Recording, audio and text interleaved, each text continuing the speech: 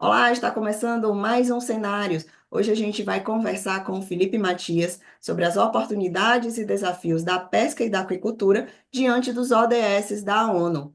O nosso convidado de hoje possui graduação em Engenharia de Pesca, mestrado em Engenharia de Pesca na linha de Aquicultura e Sustentabilidade, possui também doutorado em Biotecnologia de Recursos Pesqueiros e pós-doutorado em Dinâmica dos Oceanos e da Terra. O Felipe, ele já foi secretário de Planejamento e Ordenamento da Aquicultura, do Ministério da Pesca e Aquicultura, já atuou também como consultor da FAO, ONU, e também atuou como secretário executivo da Rede de Aquicultura das Américas. Atualmente, o Felipe é cientista-chefe da FUNCAP e atua nas áreas de gestão estratégica, sustentabilidade e inovações tecnológicas voltadas para a aquicultura. Que currículo, hein, Felipe? Seja bem-vindo mais uma vez aqui aos Cenários. Muito obrigado, Kelly, o pessoal da Trends, é um prazer. Eu sou cientista-chefe da Economia Azul, porque o programa Cientista-chefe da FUNCAP tem vários cientistas-chefes nas mais diversas áreas. Então, só para especificar, é um prazer estar com vocês. Prazer é nosso receber você mais uma vez aqui.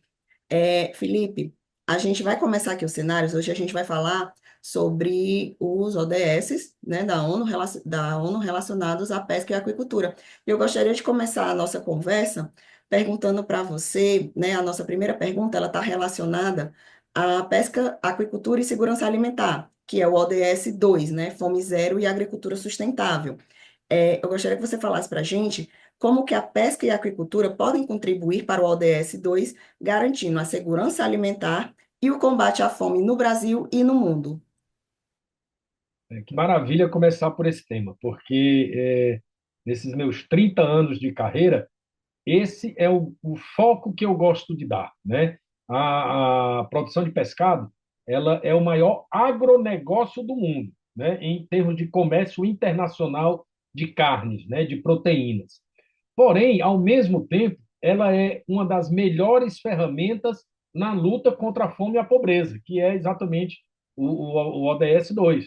Então, como que o pescado atua? Ele pode atuar nas duas linhas de frente. Ele pode atuar para aquelas pessoas que estão em sobrepeso, com a obesidade. Por quê? Porque é um alimento nutritivo, saudável e que proporciona com que a pessoa consiga ter uma vida mais saudável e emagreça. Então, os médicos, de forma geral, recomendam o consumo de pescado para você controlar suas taxas, seu peso, etc. Então, ele pode atuar sobre essa vertente.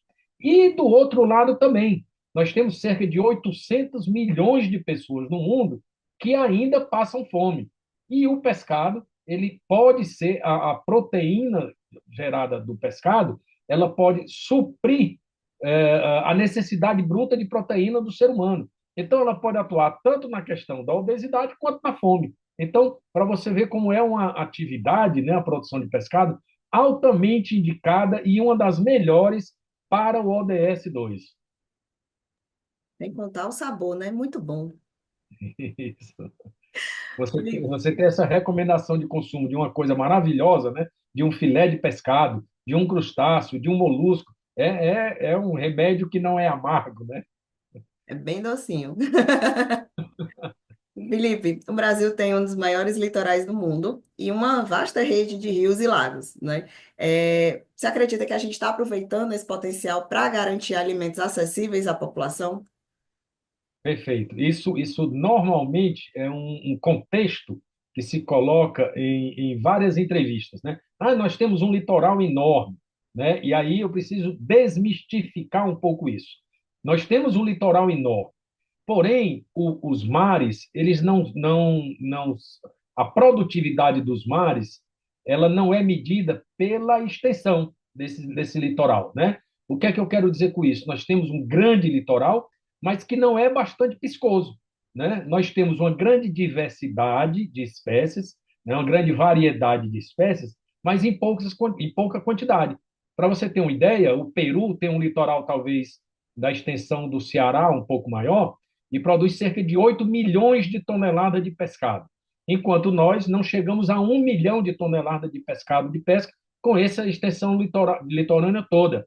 Por quê? Porque a parte oriental dos continentes, o litoral é muito mais viscoso, existem mais nutrientes nessa parte do litoral oriental do que no nosso, por exemplo, que é o ocidental. Então, nós temos realmente um grande litoral, mas que não tem grande quantidade de nutrientes que proporcione grandes produções. Porém, como você tão bem falou, nós temos uma enormidade de águas interiores, e aí sim, nós temos cerca de 8% de toda a água doce do planeta. Então, nós temos a opção de produzir pescado nessas águas doces, rios, lagos, os lagos das hidroelétricas, e no litoral também. Mas nós precisamos ordenar isto daí. Né? Nós já somos o 12º maior produtor mundial de pescado, mas diante do nosso potencial, nós temos potencial para estarmos entre os 5 maiores produtores do mundo. Então, muito em breve, o Brasil vai entrar no seleto grupo de estar entre os 10 maiores produtores na aquicultura mundial. Já somos o 4º maior de tilápia. Então, já é um grande benchmark. No caso da tilápia, que é o peixe mais produzido no país, nós somos o 4º maior do mundo. Em breve, devemos entrar no seleto grupo de quem produz mais de 1 milhão de toneladas por ano, porém, ainda podemos chegar muito mais e estarmos entre os 5 maiores. No caso da pesca de captura, aí nós estamos estabilizados em torno de 900 mil toneladas já há alguns anos. Não existem grandes estoques pesqueiros escondidos no nosso litoral e em nível mundial, por isso não há uma grande perspectiva de aumento da produção da pesca, da captura, mas sim da aquicultura, do cultivo. Entendi. Agora a gente vai pular para o ODS 8, que fala sobre trabalho decente, crescimento econômico, e o ODS 10, tá? Redução das desigualdades. Os pequenos pescadores e as comunidades ribeirinhas, elas enfrentam algumas dificuldades para acessar crédito, tecnologia e mercados também. Então, explica para a gente como que o setor pode promover maior inclusão e gerar crescimento econômico para esses grupos. Perfeito. Em primeiro lugar, é importante informar a população e a sociedade em geral, que certamente não tem obrigação de saber, e no mundo, cerca de 60 milhões de pessoas trabalham diretamente com o pescado. Né? Destes 60 milhões, estima-se que pelo menos 20 milhões são mulheres. Então, nós temos uma grande importância socioeconômica da atividade de produção de pescado. Né? Então, gera muito emprego, gera muito trabalho, gera muita renda, né? Gera alimento de qualidade, tanto na pesca quanto na aquicultura. Então, ressaltado este contexto, também é verdade de que existem alguns entraves para promover um trabalho decente. Né? No caso da aquicultura, normalmente o maior entrave é fazer com que esses pequenos produtores eles tenham a licença ambiental e a outorga para poder produzir legalmente. Se eles têm licença ambiental e a outorga de água, eles conseguem acessar o crédito. Mas isto não é o que ocorre normalmente. Né? A gente tem dados, né, já publicados, dependendo de cada estado, 60% não tem licença ambiental, em alguns estados chega a 90%. O estado do Ceará tem se mostrado um estado bastante avançado. A CEMASSE, com as últimas legislações estaduais promovidas no governo do estado no anterior e neste, proporcionou um avanço no processo de licenciamento e o resultado foi maravilhoso, que foi nós produzimos o camarão marinho cultivado na parte interior do estado. Então, o Ceará disparou na liderança nacional na produção de camarão marinho cultivado. Hoje, quase 6 camarões em cada 10 no Brasil é produzido aqui no Ceará e de forma em águas interiores, por pequenos produtores. Então, isso é mostra de que o licenciamento ambiental ele promove o desenvolvimento. No caso da pesca, aí nós temos um outro problema, que é a questão do registro das embarcações, da regulamentação dos pescadores, eles também passam por esses problemas, e aí quando você não está formalizado legalmente, você deixa de ter acesso ao crédito. Então, não adianta ter linha de crédito se essa linha de crédito não chega a quem precisa. E o que é que acontece? Normalmente, quem é grande produtor, quem é grande armador, consegue essas licenças e ter acesso ao crédito, e quem é pequeno que não consegue pagar fica de fora.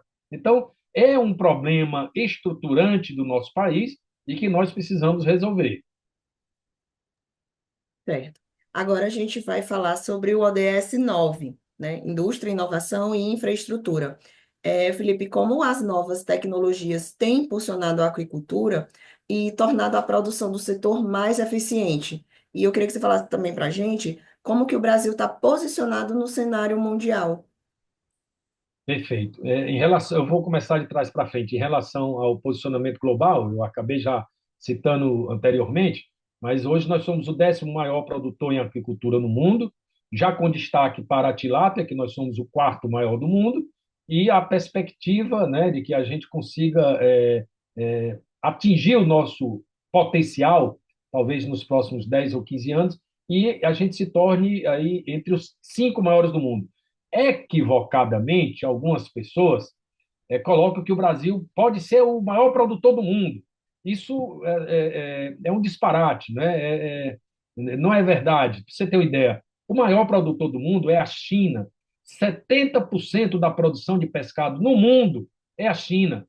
Então, é impossível a gente atingir 70% da produção de pescado do mundo, pelo menos nas duas próximas gerações. Então, a China, disparadamente, é o maior produtor do mundo, mas a gente ali entre o segundo e o quinto lugar, a gente pode disputar isso, né? Mais ali entre terceiro e quinto, né?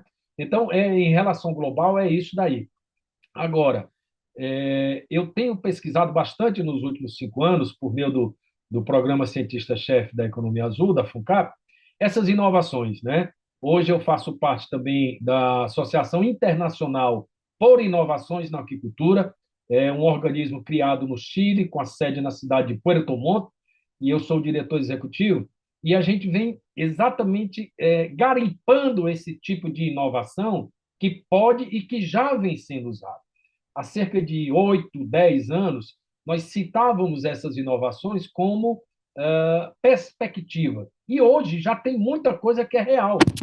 Nós temos alguns pilares na inovação, como a internet das coisas, como a inteligência artificial a, a, e o Big Data, que, juntando esses três pilares, nos dão inúmeras ferramentas.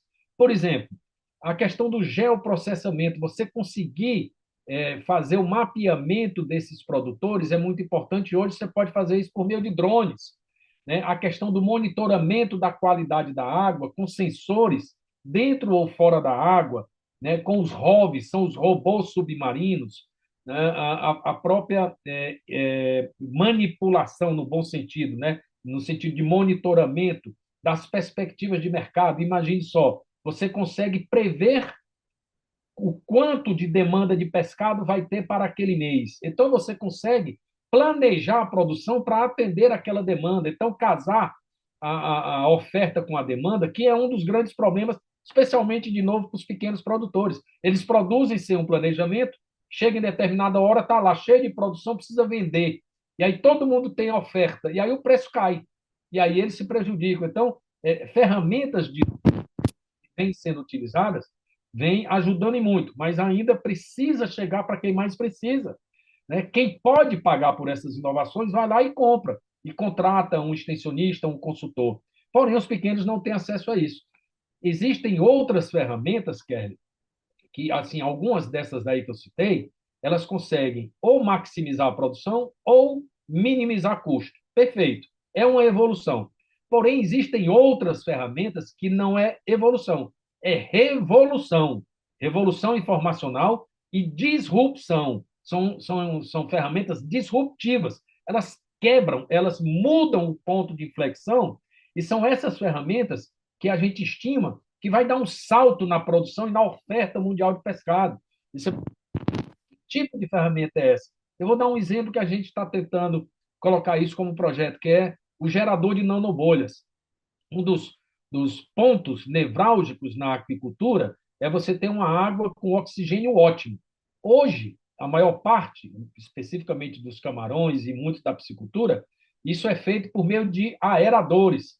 Os aeradores, eles não criam o oxigênio. Eles simplesmente, o oxigênio durante o dia é maior pela fotossíntese e de noite cai. O aerador é ligado no final da tarde para evitar que caia tanto, tá?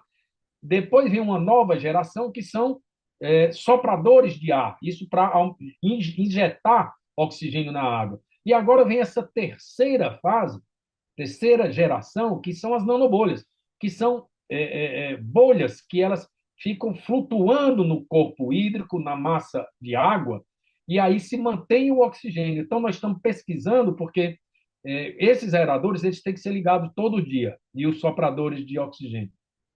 No caso da nanobolha, a gente fez um primeiro teste, a gente deixou ligado e desligou durante 7 dias, e o oxigênio se manteve praticamente constante. Então, você imagina a economia de energia, que seria, pela ótica, utilizar um gerador por 3 dias e por 27 dias não. Então, esta economia de energia e o bom ambiente de oxigênio proporcionará, em tese, um grande aumento da produção. Então, isso é disruptivo, mas a gente precisa ainda pesquisar para conseguir levar isso para o mercado. Muito bem. E agora a gente vai passar para o ODS 12. Eu separei os ODS direitinho para a gente conseguir abordar o máximo possível, tá bom?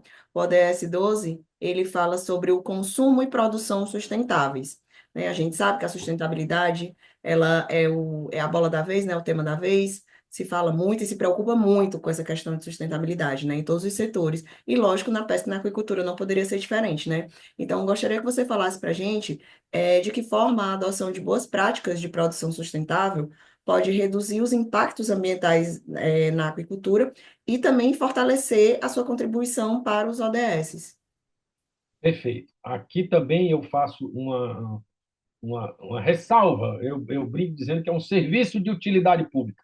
Muitas vezes as pessoas, quando falam em sustentabilidade, elas remetem para a parte ambiental, né? Ah, isso aqui é sustentável ou não significa que ambientalmente é correto ou não, né?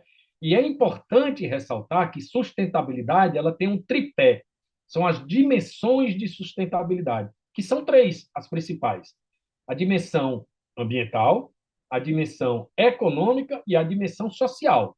Então, uma atividade ela não pode ser sustentável do ponto de vista ambiental se economicamente ela não dá dinheiro ou se socialmente ela não gera inclusão. Da mesma forma, ela não pode ser sustentável simplesmente se ela dá dinheiro, mas ela não promove a parte social nem a parte ambiental, e da mesma forma, da parte social excluindo a econômica e ambiental. Existem vários exemplos disso, tá? E um segundo ponto de utilidade pública é que sustentabilidade não é o. Você não pode dizer isso aqui é sustentável ou não. Ela pode não ser sustentável e se tornar sustentável, ela pode ser sustentável e deixar de ser. A sustentabilidade ela é meio como a utopia do Galeano, né? Que dizia que a gente tem que sempre desejar a utopia, mas quando a gente vai chegando perto da utopia, do que a gente tem como utopia, ela vai e se afasta um pouquinho, né? Então a sustentabilidade é assim, a gente tem que estar sempre buscando, porque quando a gente acha que chegou, aí ela se afasta um pouquinho. Eu dou um exemplo do Castanhão. O Castanhão, a minha tese de doutorado, nós medimos a sustentabilidade, deu um índice de média sustentabilidade. A minha tese foi de 2012. Cerca de 5 anos depois, a piscicultura do Castanhão praticamente foi a zero, né, por vários problemas. Então, essa sustentabilidade ela tem que ser uma busca eterna, né? Incluindo a parte ambiental, econômica e a parte social. E para isso, só buscando essa sustentabilidade é que vale a pena tratar qualquer atividade, não é só a produção de pescado, né? É sabido, e o item que você colocou, a oferta de pescado, né? O mundo consome cada vez mais pescado. A cada publicação da FAO, que é a cada 2 anos, nós vimos um aumento, com exceção do período da pandemia, que houve um pequeno decréscimo, já foi retomado e já estamos no recorde de consumo mundial de pescado per capita, com cerca de 21 quilos por habitante ano, mas este aumento da demanda ele será suprido pela aquicultura, como eu falei anteriormente. A pesca não tem grandes estoques pesqueiros escondidos aí pelo mundo que vão ser descobertos para aumentar muito a produção. Mas a aquicultura você tem extensão territorial, água, e vai ser suprido por isso. Hoje, cerca de 52% do pescado consumido no mundo já é de aquicultura. A FAO estima que até 2030, daqui a 5 anos, vai ser 60%. Então, é uma tendência natural. Porém, a pesca é extremamente importante. Os produtos originários da pesca são de excelente qualidade, tradicionalmente, uma grande relevância socioeconômica em algumas comunidades, especialmente nos países insulares. A pesca é a única, ou uma das únicas. Então, a importância da pesca também não pode se medir simplesmente porque vai aumentar mais a produção ou não. Né? Então, é imperativo que se desenvolva conjuntamente a pesca com suas peculiaridades e a agricultura com as suas. Tá? E assim prover o mundo da oferta de pescado que o mundo precisa, né? Mas de forma sustentável. Não adianta só como, ou melhor, não adianta só o que produzir, mas sim como produzir. E tem que ser com sustentabilidade. Muito bem. E agora a gente vai passar para o ODS 13, tá bom, Felipe? Que é Ação contra a Mudança Global do Clima. Eu gostaria que você explicasse para a gente como que as mudanças climáticas estão afetando a pesca e a aquicultura no Brasil e no mundo e que estratégias estão sendo usadas, né, e que podem ser adotadas também para mitigar esses impactos e garantir a continuidade da produção. Perfeito. Todo dia a gente ouve relatos, né, da questão de mudança climática. Incrivelmente, ainda há gente que acha que isso não é uma ação antrópica, né, não é gerada pelo homem, sim ciclos do planeta. A gente vê claramente a ação do homem em cima disso e os impactos disso. No caso dos oceanos, e eu tenho estudado bastante a economia azul, né, que diz respeito à questão dos oceanos e das águas, direta ou indiretamente, em vários setores, nós temos pelo menos dois impactos enormes com a mudança climática. Primeiro é o aumento do nível dos oceanos, né? E isso compromete aqueles países insulares que eu acabei de falar. Alguns países até tendo perspectiva de sumir nos próximos anos porque vão ser inundados. Outros, se não por completo, uma parte de algumas cidades costeiras que podem ser inundadas. Estamos vendo aqui no nosso estado, em vários estados, a questão dos oceanos, do nosso mar, invadindo algumas comunidades, né? Como lá em Capuí, como a gente teve em Calcaia, no Icaraí. Nós temos o professor Luiz Parente, que é cientista-chefe da parte de erosão costeira, que vem estudando isso, dando grandes contribuições. Então, isso é um exemplo claro da mudança climática. O segundo maior é a acidificação dos oceanos, né? Nós temos chuvas ácidas e causa acidificação dos oceanos, e isso compromete o estilo de vida de vários organismos aquáticos. Né? Nós podemos dar um outro exemplo, que é a questão do branqueamento dos corais, a morte de corais. Então, as mudanças climáticas estão intrinsecamente atacando a questão da produção de pesca e de aquicultura por esses fatores de forma. E aí nós vimos o outro lado. Vimos o lado da mudança climática impactando a produção de pescado. E o outro lado é como que a produção de pescado pode impactar ou positivo ou negativamente na questão da mudança climática. Hoje foi assinado um acordo histórico com o setor marítimo, né, que são navios, né, que emitem muito gás de efeito estufa, a questão grandes consumidores de petróleo, e esse acordo faz com que os navios baixem suas emissões e, se conseguirem atingir determinada meta, receberão créditos de carbono. Os que não conseguirem pagarão uma multa. Então, isso pode ser um bom exemplo do que está por vir, né? Isso é setor marítimo de forma geral, não é só de pesca, tá? Mas eu dou esse exemplo e também mostro, no caso da aquicultura, nós temos atividades que, ao invés de contribuir com a emissão de gases de efeito estufa, sequestram carbono, como é o caso das algas. Então, a produção de algas tem isto, né, de bastante positivo. E outra coisa que a aquicultura também tem, que por mais ou menos que se emita gases de efeito estufa, porque, de forma geral, as atividades assim o fazem, comparativamente com outras produções agropecuárias, a aquicultura é muito menor. Então, você tem que também incentivar atividades que emitam menos e que promovam a geração e o crédito de carbono para este fim. Então, assim, a atividade pesqueira é influenciada pela mudança climática e influencia a mudança climática positiva e negativamente. Felipe, eu trouxe aqui uma leitura complementar só para enriquecer mais ainda essa sua resposta, tá? Que é falando sobre o aumento da temperatura dos oceanos. Você me permite ler? Claro. Vamos lá.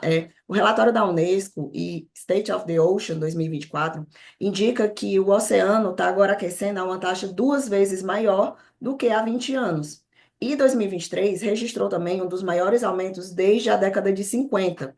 Enquanto o Acordo de Paris trouxe o compromisso de manter o aquecimento global abaixo de 2 graus Celsius, acima dos níveis pré-industriais, as temperaturas oceânicas elas já aumentaram em média 1,45 graus Celsius, com pontos críticos acima de 2 graus no Mediterrâneo, no Oceano Atlântico Tropical e oceanos do Sul. É um outro impacto, né? Eu falei da acidificação dos oceanos, do aumento do nível e o Isso, aumento das temperaturas. Quando eu citei a questão do branqueamento dos corais, isso. está diretamente relacionado com esse aumento das temperaturas. E um outro impacto desse aumento das temperaturas é que algumas espécies elas começam a migrar, porque está tão quente ali que ela procura ir para outros ambientes mais frios. E aí nós temos uma inversão aí de habitats também. Então, é completamente adequado. Também hoje saiu uma reportagem mostrando que o continente europeu, você falou aí do Mediterrâneo, né, mas o continente europeu tem sofrido mais do que outros continentes com seus aumentos de temperatura, com os extremos de temperatura. Né? Então, isso é uma realidade e a gente já é passado do ponto da gente atuar de forma mais efetiva diante desse tema. Nós vamos ter a COP30 agora em novembro, lá em Belém do Pará, onde nós vamos ter um pavilhão oceano, né, que neste pavilhão vão ser discutidos vários desses temas relacionados à parte dos oceanos e de águas de forma geral. Perfeito. Felipe, agora a gente vai falar sobre o ODS 14, tá? Vida na água. O ODS 14, ele visa conservar e utilizar de forma sustentável os oceanos, mares e recursos marinhos. Então, queria que você falasse para a gente quais tecnologias usadas aqui no Brasil ajudam a reduzir os impactos ambientais da atividade. A gente falou recentemente de tecnologia, mas essa tecnologia aqui, ela é para reduzir os impactos ambientais. Nós temos o seguinte: vida na água, e aí é um tema, vamos dizer, bastante complexo.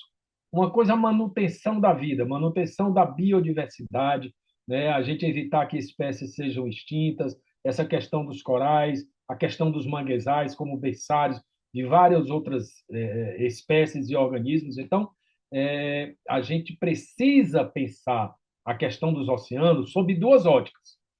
A primeira é a preservação, né? A preservação ambiental.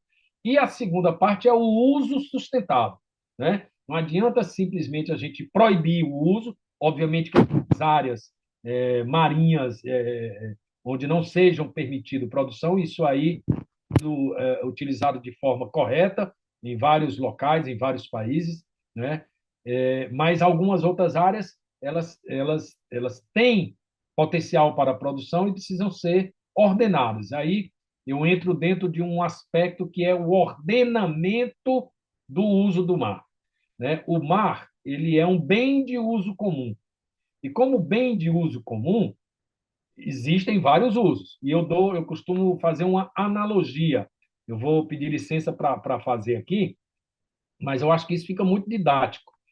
Faça de conta, nós moramos em Fortaleza, nessa cidade maravilhosa, que ontem fez 299 anos, e que a gente acorde num sábado e queira dar um mergulho maravilhoso ali na beira-mar, ou na Praia do Futuro. Né? E você vai dar um mergulho, e você tem que ter cuidado, porque pode vir um kitesurf ou um surfista e abalroar com você dentro do mar. E aí você fica chateado, quer sair do mar. Você tem que ter cuidado, porque pode ter uma linha de anzol de um pescador que esteja pescando ali. E aí você se chateia com isso, vai sair do mar, mas você tem que olhar para os dois lados, porque pode vir um carro 4x4 e lhe atropelar, ou uma bola de frescobol bater na sua cabeça, ou um grupo de jogadores de futebol que estão jogando uma pelada na praia e a bola também bater em você. E aí, quem tem razão? Né? Quem não tem razão? Todo mundo tem direito ao uso do mar. Todo mundo tem a sua ótica de eu quero utilizar o mar, né? E legitimamente eu tenho o direito disso. Mas isso precisa ser ordenado, né? E para isso a gente tem que ter o planejamento espacial marinho que a gente vem trabalhando. Tem um pessoal do cientista-chefe do meio ambiente que vem trabalhando muito bem isso. O planejamento marinho em nível nacional está dividido em regiões. Nós começamos aí o trabalho aqui na região Nordeste também. Então, isso precisa ser ordenado. E aí a analogia é transporte isso de você, indivíduo, indo para o mar, para atividades econômicas. Né? Existem os pescadores que querem pescar no mar, tem direito. Mas existe a aquicultura que quer produzir no mar, também tem direito. Existem as energias renováveis que querem ir offshore, querem produzir energia dentro do mar, também é legítimo. Né? Existem os esportes náuticos que também estão colocados aqui na nossa capital, o SUP, a canoa havaiana, né? Há 15 dias eu fui no iate, um projeto maravilhoso da escola Atenar, né? Que é um remo com escolas públicas. Então, os esportes náuticos são altamente inclusivos, né? E a parte de preservação ambiental, fora a questão do petróleo, né, dos portos. Eu estou estudando isso, estou fazendo um novo doutorado lá na Faculdade de Administração, de Economia, estudando isso, a economia azul, mas isso precisa ser ordenado, porque é legítimo que eu tenha direito ao uso do mar, como qualquer ser humano, mas que cada atividade econômica também tenha o direito de utilizar, mas que isso seja ordenado dentro daquilo que a gente falou do tripé da sustentabilidade econômico, social e ambiental. E aí a gente insere uma nova dimensão de sustentabilidade, que é a governança, né? Que é a governança participativa. Nós precisamos fazer essa discussão madura, baseada na ciência e não em aspectos ideológicos, de como disciplinar e ordenar o uso do mar, garantindo a preservação e o uso sustentável. Então, isto é a grande inovação, esta é a grande ferramenta para que a gente consiga dar utilização para uma economia azul, justa e inclusiva. Felipe, como combater a superexploração dos mares e a pesca predatória, evitando o colapso de estoques pesqueiros e também sem comprometer a produção e o sustento das comunidades costeiras?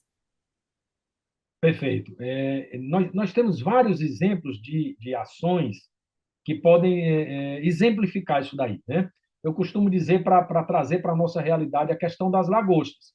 Existe um tamanho mínimo de captura de lagosta. Então, você não pode pescar abaixo desse tamanho mínimo. E por quê? Porque se você pescar, você vai evitar que essa lagosta consiga reproduzir.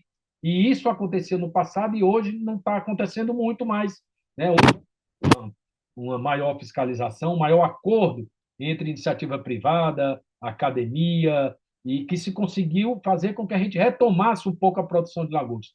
Com outros estoques pesqueiros vem acontecendo o mesmo, porque eu acho que, de forma geral, houve uma maior conscientização de que esses estoques eles são finitos. Antigamente havia aquela ideia de que se podia pescar o que quisesse, que o mar iria repor, e hoje não mais. Então, esta preocupação hoje é real e esses acordos de pesca têm proporcionado isso. Nós tivemos o mesmo caso com o pirarucu, né, um peixe da região amazônica que quase entrou em extinção, estava em processo de extinção, e com a aquicultura e com o manejo responsável se evitou a extinção desse peixe. Então, existem várias ferramentas para evitar essa superexploração. Apesar de que várias espécies de peixe hoje são sobrepescadas, se pesca mais do que o que se pode, mas é uma busca constante também, né, de se conseguir essa produção sustentável. Bem, e quais ações urgentes, né, precisam ser tomadas para garantir que o setor pesqueiro e aquícola esteja alinhado com os ODS até 2030, Felipe? Eu separo em dois grupos novamente. No caso da pesca, eu acho que essa governança participativa, eu acho que ainda é preciso melhorar, né? Esse diálogo entre iniciativa privada, academia, sociedade civil e governo. Nós temos hoje um Ministério da Pesca recriado, então isso precisa ser balizado, né? Desse ordenamento pesqueiro, precisa ser melhor ordenado, né? Acho que uma modernização da nossa frota, né? Nós na década de 70 tínhamos carros esportivos como o Maverick, né? E hoje nós temos carros esportivos elétricos e os nossos barcos praticamente não mudaram, né? Então nós precisamos modernizar esses barcos, diminuir o custo de produção deles, conseguir fazer com que eles sejam movidos a sistemas menos poluentes. Então são alguns desafios que a pesca enfrenta, né? Mas o principal, eu acho que é essa questão desse ordenamento. No caso da apicultura, a gente conseguir é, resolver, nos estados que ainda não o fizeram, a questão do licenciamento ambiental e levar a tecnologia para o menor produtor, para o pequeno aquicultor, aquele que não tem condição de pagar. Então, para mim, o maior desafio para o pequeno, para a aquicultura, é levar essas tecnologias para o pequeno. Né? A aquicultura brasileira tem se desenvolvido bastante, mas essencialmente ela é uma atividade de pequenos produtores. 90% da nossa aquicultura é de pequeno aquicultor, com até 5 hectares. Então, este pequeno precisa da tecnologia. Então, eu colocaria como maior desafio a questão da regularização e da assistência técnica, mas não a assistência técnica tradicional, uma assistência técnica digitalizada, não que o pequeno aquicultor que tem dificuldade de leitura, tudo, ele precise mexer em computador, mas que o extensionista consiga utilizar a inteligência artificial e ferramentas para fazer com que essa tecnologia chegue até ele, seja traduzida para o pequeno e aí ele consiga melhorar a sua produção. Sim. Felipe, você falou anteriormente que o Brasil está entre os 10 maiores países na produção aquícola, né, do mundo. 12, 11, 12, 12, 12. segundo. Pronto, o Brasil é o 12º país no ranking da produção aquícola no mundo. E aí, para a gente finalizar aqui os cenários, eu gostaria que você falasse para a gente o que é que falta para o país expandir a sua participação nesse setor e chegar aí entre os 5, que era o que você tinha colocado para a gente anteriormente. Novamente, eu gosto de dividir as coisas, porque quando eu vou para alguns países, aí a pessoa diz, queria que você falasse sobre a aquicultura brasileira. Aí eu digo, qual? Né? A aquicultura da região norte é uma. Eles produzem tambaqui e seus híbridos. É um peixe lá da região. O nordeste produz camarão e tilápia em tanque-rede. A tilápia em tanque-rede e o camarão marinho cultivado. A região sul chega a produzir carpa e vários outros peixes. A região e a tilápia, né? O Paraná é o maior produtor de tilápia. Então, só que em viveiro escavado, o Sudeste já é tilápia em tanque-rede. Então, a aquicultura brasileira é muito diversa. Mas, de forma geral, para que a gente consiga atender, chegar aí entre os 5 maiores, é a questão da regularização ambiental. Alguns estados ainda a licença ambiental é muito travada, outros a questão de outorga é muito travada, e fazer com que esses pequenos produtores, que são 90%, em alguns estados 99%, eles tenham acesso à tecnologia. Tá? E aí eu também sei que a agricultura, o formato de produção, normalmente se quer que eles aumentem a produção. E aí, às vezes, você quebra esse produtor quando ele aumenta muito a produção, porque o custo vai lá para cima. Como ele não tem uma formação na área de gestão, ele não consegue ter lucro com isso, ele mal sabe calcular o preço de custo. Então, muitas vezes é melhor que ele baixe sua produção, mas baixe seu custo e tenha maior rentabilidade e não produtividade. Mas isso é uma discussão que a gente vem travando muito dentro dessa ótica. E as médio e grandes empresas, aí a gente conseguir fazer com que chegue crédito, né? Muitos eles fazem com capital próprio, para que ele já tem boa competitividade, cerca de 10% da produção nacional de tilápia já é exportada, então, nós darmos condições a essas empresas de aumentarem em escala a sua produção. Eu acho que então são esses dois focos, os da média e grande empresa e o das pequenas empresas. Muito bem, e com essa resposta do Felipe, a gente chega ao final de mais um Cenários. Quero agradecer aqui a presença do nosso convidado, Felipe Matias, e também da sua audiência. Se você gostou, curta, compartilhe, deixe o seu comentário e se inscreva no nosso canal para não perder nenhum conteúdo da Trends. A gente fica por aqui, próxima quinta tem mais. Até lá. Tchau, tchau.